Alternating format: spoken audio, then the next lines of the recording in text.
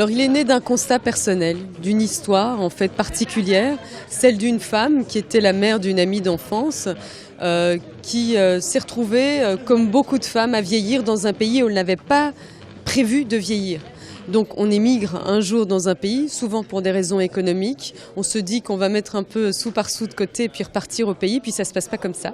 Les enfants naissent, grandissent, deviennent européens, belges, français, londoniens, que sais-je. Et souvent le mari meurt. On oublie que les hommes vivent moins longtemps que les femmes, surtout quand ils ont fait des travaux lourds comme les travaux de la mine, etc. Ce qui est le cas de beaucoup d'immigrés quand même. Et ces femmes se retrouvent toutes seules dans une situation terrible parce qu'elles sont inadaptées, entre guillemets. C'est-à-dire qu'elles n'ont pas les outils, les armes.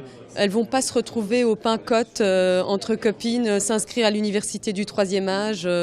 Et à partir de ce cas personnel, j'ai élargi, j'ai mené ma petite étude et je me suis rendu compte que c'était la situation en fait de toutes les femmes issues de l'immigration, quelle qu'elle soit, turques dans la banlieue de Hambourg, pakistanaises dans la banlieue de Londres, etc., algériennes à Paris. Je me suis dit il faut faire quelque chose parce qu'il n'y a aucune politique qui est menée pour aider ces femmes. Il y a vraiment un gap et je pense qu'en plus, elles sont de véritables courroies de transmission dont on s'est privé, parce que ces femmes ont bien sûr énormément à donner, à offrir, mais en les laissant, en les oubliant, elles se sont éteintes petit à petit, et beaucoup en fait ne vivent pas pour elles, parce qu'elles ont été habituées à élever leurs enfants, à vivre pour l'autre, à se sacrifier, et à ne pas penser à elles, et à ne pas transmettre du coup.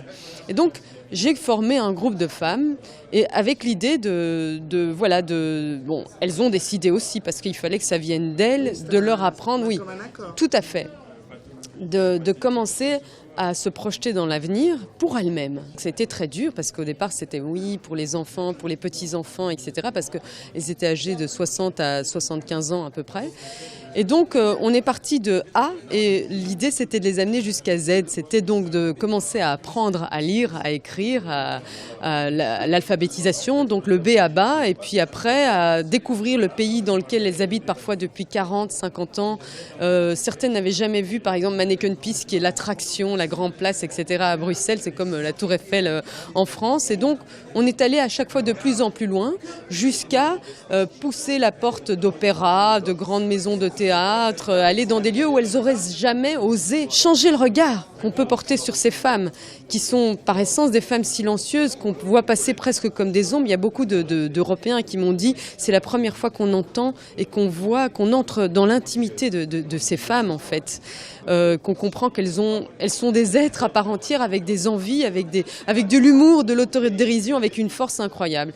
Et donc ça a changé finalement les regards sur tout le monde. Ça les a changés, ça les a métamorphosés, bien sûr, elles-mêmes, mais ça a aussi changé le regard que l'homme blanc quinquagénaire pouvait avoir sur la femme voilée issue de la première génération de l'immigration. À pas de loup, parce qu'évidemment c'est des femmes qui sont très fortes, qui se sont élevées par elles-mêmes, qui n'ont pas... c'est très intéressant parce que beaucoup, j'ai envie de dire, n'ont pas fait le parcours classique de l'école, etc. Donc la vie de groupe, elles ne connaissent pas. Donc c'était pas évident parce qu'en fait, chacune a une très forte personnalité, s'est débrouillée dans la vie, mais sans accepter d'ordre ou donc prévoir des journées de tournage, des rendez-vous à heure fixe, etc. C'était pas évident. Et quand on est parti à New York, j'ai mis 15 jours à m'en remettre parce que je les appelais mes chèvres. Parce qu'elles étaient un peu partout, elles partaient. Donc l'une avait décidé d'aller voir ce magasin-là, elle partait. L'autre voulait aller aux toilettes, elle partait. Donc voilà, pour un moment, c'était pas évident comme gestion. Donc... et en même temps, elles ont une poigne extraordinaire, une force. Je peux vous dire que je me suis dit, après, il faudrait presque les prescrire en tablette contre la dépression, parce qu'elles ont une force redoutable, voilà. Il m'a appris, j'ai eu l'arrogance dans ma jeunesse de penser que je m'étais faite toute seule. On croit ça, hein, quand on est tellement différent de sa maman extérieurement, etc., qu'on a une vie très très différente, qu'on a fait l'UNIF, mais pas du tout. Je viens de ma maman et je lui dois beaucoup. Et je dois beaucoup à toutes ces femmes qui ont une abnégation, qui ont fait don d'elles-mêmes.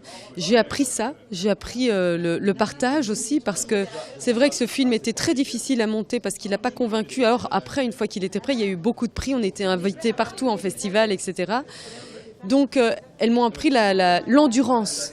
Parce que je sais quand c'était difficile, ils me disaient bon alors Adja on fait quoi maintenant? Ça fait 2 semaines, 3 semaines, tu nous as pas appelé. Bon c'était vraiment un film qui s'est fait sur 3-4 ans. Je leur disais j'ai pas de sous, c'est difficile et tout ça. Ils me disaient viens, nous on a les iPhones, on filme avec, il y a mon fils, il en a. On n'a pas besoin de toute ton équipe. Donc le système D et puis l'endurance, le courage. Les 5 prières de la journée et le marché de jeudi. C'est tout ce qui a rythmé ma vie avant. Mon mari m'a dit interdit les copines. Moi, je suis ton copain, je suis ton mari, je suis ta mère, je suis ton père, je suis tout. Patience pour aller au paradis. Mais moi, je vais un petit chouille au paradis, dans la vie, aujourd'hui. Je viens ici pour libérer ma liberté. Ma liberté, ma liberté, ma liberté, ma liberté. Et vive la liberté.